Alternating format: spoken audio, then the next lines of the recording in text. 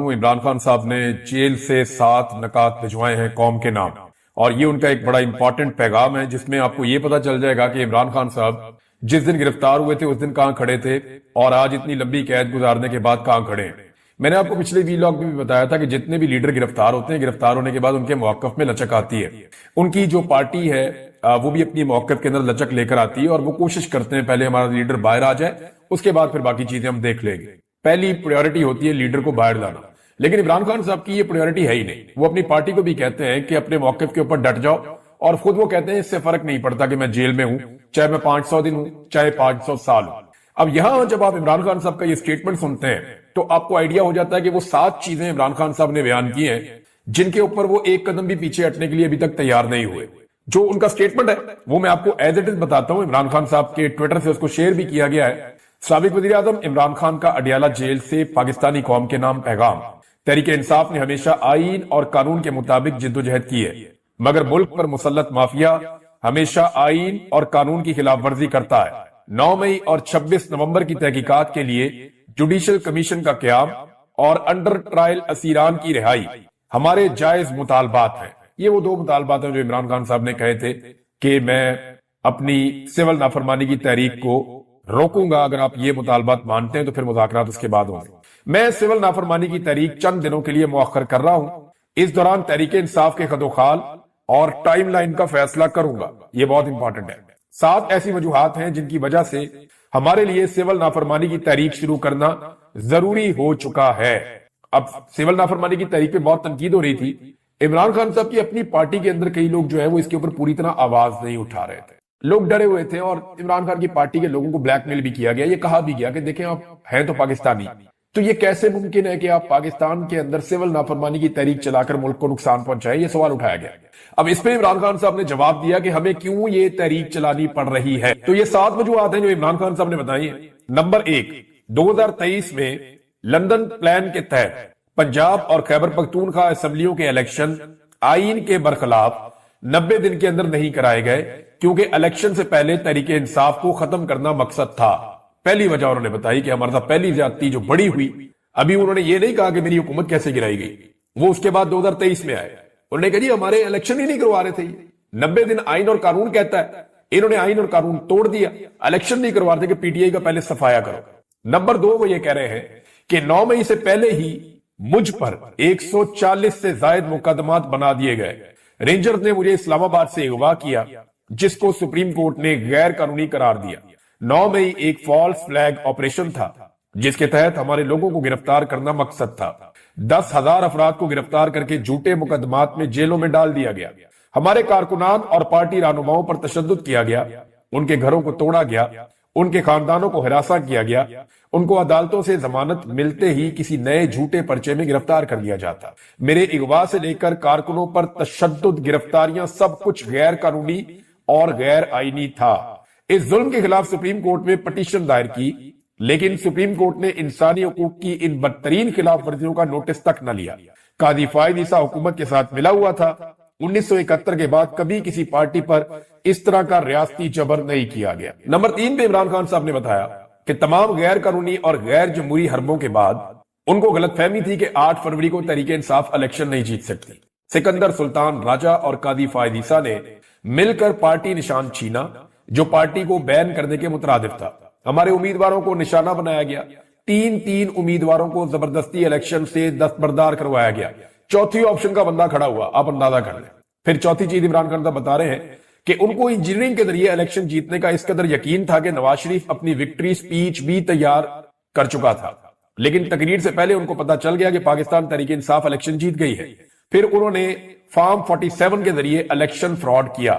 Commissioner Rawalpindi نے اس fraud کو confirm کیا اور گواہی دی، لیکن اس پر بھی نظام انصاف خاموش رہا اور کوئی نوٹس نہ لیا۔ نمبر 5، اس رجیم چینج کے بعد کے 2.5 سالوں میں یوں تو انصاف کے نظام پر قبضے کے لیے ہر جابرانہ اور غیر اخلاقی حربہ استعمال کیا گیا، لیکن 26ویں آئینی ترمیم کے ذریعے عدالتوں کی آزادی کے تابوت میں آخری کیل ٹھونک دیا گیا۔ اپنی مرضی کے جج لگانے کے لیے آئین کے ساتھ کھلواڑ کیا گیا۔ اس ترمیم کی منظوری کے لیے جو حربے استعمال کیے گئے وہ بھی ایک مذائقہ خیز داستان ہے، لیکن اس سارے معاملے پر بھی نہ عدلیہ نے کوئی نوٹس لیا، نہ ریاست کا چوتھا ستون سمجھے جانے والا میڈیا اس کے خلاف آواز بلند کرنے کی اخلاقی جرات کر سکا۔ نمبر 6، سپریم کورٹ کے فل کورٹ کے فیصلے کے باوجود تحریک انصاف کو آج تک مخصوص نشستیں نہیں دی گئی۔ یہ نہ صرف توہین عدالت ہے بلکہ عوامی فیصلے کی توہین اور جمہوریت پر شب خون بھی ہے۔ نمبر 7، 26 نومبر کو ہمارے پرامن اور نہتے سیاسی کارکنوں پر گولیاں برسائی گئیں۔ ہمارے کارکنان مکمل طور پر پرامن تھے، انہوں نے کسی کو نقصان نہیں پہنچایا تھا۔ ان کا مطالبہ آئین اور قانون اور جمہوریت کی بحالی تھا، نہ تو لا اینڈ آرڈر کی صورتحال تھی، نہ ہی کوئی اور پرتشدد کارروائی ہوئی۔ لیکن اس کے باوجود ہمارے لوگ شہید کیے گئے، 12 لوگ مغرب سے پہلے شہید کیے گئے اور باقیوں کو رات بجلی بند کر کے گولیاں ماری گئی۔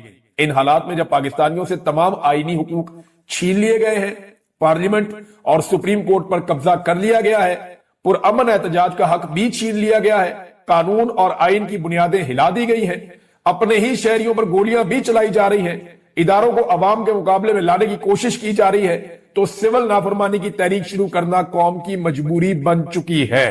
اس کے علاوہ اپوزیشن لیڈران کو جیل میں ملاقات کے لیے میں ویلکم کرتا ہوں۔ میں نے آپ کو پچھلے ویڈیو میں بتایا تھا کہ مولانا فضل الرحمان صاحب اور اچک زئی صاحب اور اختر مینگل صاحب اور دیگر کچھ اور لوگ ہیں، وہ عمران خان صاحب سے جیل میں ملنا چاہتے ہیں، اور عمران خان صاحب ان سے شاید ملاقات بھی کریں گے اگر سسٹم نے اجازت دی تو۔ لیکن انہوں نے کہا مجھے اس حکومت سے امید نہیں ہے کہ وہ اپوزیشن لیڈران کو مجھ سے ملاقات کی اجازت دیں گے، کیونکہ انہوں نے میری پارٹی کے لوگوں سے بھی 3 مہینے سے میری ملاقات نہیں کروائی۔ یہ جناب عمران خان صاحب کا سٹیٹمنٹ ہے اور ان کا بڑا کلیئر سٹیٹمنٹ ہے۔ باقی خبریں میں آپ کے سامنے رکھتا ہوں۔ ناظرین، واقعی صورتحال وہاں تک پہنچ گئی ہے کہ اب عمران خان صاحب کی بات ماننی پڑے گی۔ یعنی نجم سیٹھی صاحب ہو گئے اور کچھ اور بھی صحافی ہیں جو عمران خان صاحب کے خلاف زیادہ تر وہ رپورٹنگ کرتے رہے اور ان کا بیانیہ عمران خان صاحب سے متصادم رہا ہے، یہ نظریاتی اختلاف رہا ہے، اور یہ سب کا حق ہوتا ہے۔ یعنی اگر کسی کو عمران خان صاحب کے نظریے سے اختلاف ہے تو وہ یہ حق استعمال کر سکتا ہے اپنا، اور اگر مجھے کسی کے نظریے سے اختلاف ہے تو میں بھی یہ حق استعمال کر سکتا ہوں اپنا۔ تو یہی آزادی اظہار رائے ہوتی ہے۔ لیکن بعض لوگ جو ہیں وہ جب سازشوں کا حصہ بنتے ہیں اور عجیب عجیب کام کرتے ہیں تو پھر ان کو لوگوں کی تنقید کا سامنا بھی کرنا پڑتا ہے۔ نجم سیٹھی کہتے ہیں 1 سال لگا لو یا 2 سال، آخرکار عمران خان کے ساتھ مکہ کرنا ہی پڑے گا۔ بہتر ہے عمران خان کے ساتھ بات کر کے اسے اپنے اور ملک کے لیے استعمال کر لیں۔ بٹن دبا کر عمران خان فارغ نہیں کیا جا سکتا۔ بہت سارے لوگ اب یہ مان رہے ہیں کہ اب رستہ ہی کوئی نہیں ہے، یعنی عمران خان صاحب کے ساتھ بات نہیں کریں گے تو پھر کہاں جائے گا۔ رانا ثناء اللہ صاحب نے بھی اب سٹیٹمنٹ دے دیا، اور رانا ثناء اللہ صاحب نے کہا کہ جی 2 سٹیٹمنٹ ان کے آئے، ایک تو یہ پی ٹی آئی سے مذاکرات میں اسٹیبلشمنٹ نہیں، عمران خان صاحب ہی رکاوٹ ہیں، ایک تو وہ اب نرم سٹیٹمنٹ دے رہے ہیں نسبتاً۔ ہر آدمی کا اپنا پرائم ٹائم ہے، اپنے ٹائم کے مطابق وہ دیکھ لیتا ہے جو اس کو دیکھنا ہے، اور سب کو اپنی مرضی کا کانٹینٹ مل بھی رہا ہے، تو لوگوں کی اوپینین بناتے ہیں لیڈرز، اور عمران خان لوگوں کی اوپینین بنا گیا ہے۔ اب یہ برطانیہ کے ڈیجیٹل پلیٹ فارم پہ چھپنے والا جو آرٹیکل ہے، یہ فرنٹ پیج کے اوپر چھاپ دیا پاکستان کے اخبارات نے، اور روزنامہ جنگ نے اسے سب سے زیادہ سپیس دی ہے۔ ایک تو نہ یہ کوئی بریکنگ نیوز ہے اور نہ یہ کوئی ایسی چیز ہے، کوئی بہت بڑی ڈیولپمنٹ ہوئی ہے۔ عمران خان صاحب کی حکومت کو گرے ہوئے اب لگ بھگ 4 سال ہونے والے، تو 4 سال بعد اگر آپ نے ایسی کہانیاں سنانی ہے یا یہ چیزیں کرنی ہے تو جا کے عمران خان سے آپ معافی مانگ لیں۔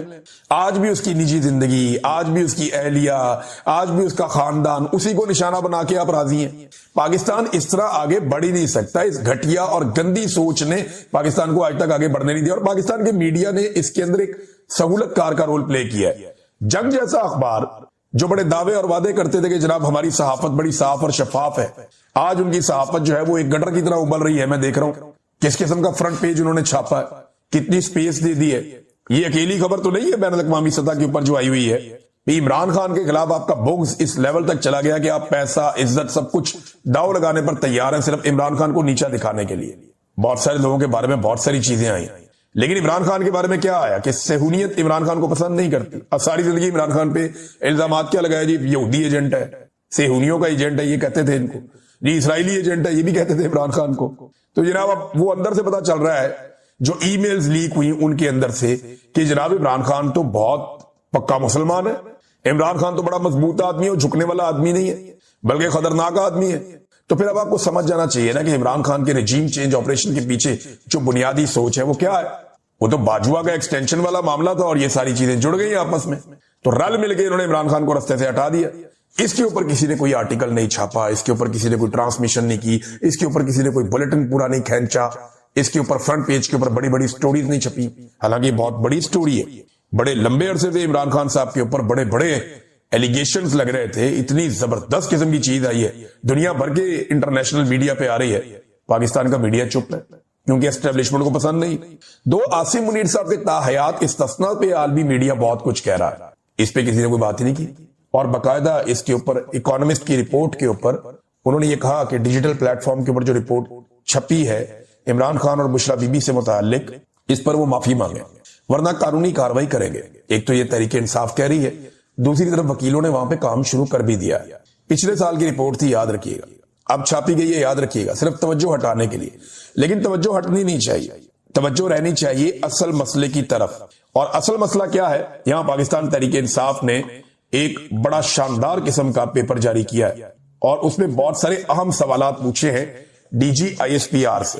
یہ سوالات آپ کو پڑھ کے سنانا بہت ضروری ہے, اس کے اوپر انہوں نے بڑی محنت کی ہے. دیکھیں عمران خان کی جو دو بڑی طاقتیں ہیں نا, جو عمران خان صاحب کو دیکھیں, اللہ رب العزت کی طاقت سب سے بڑی ہے, وہی رستے نکالتا ہے, وہی لوگوں کے دلوں میں آپ کے لیے محبت ڈالتا ہے.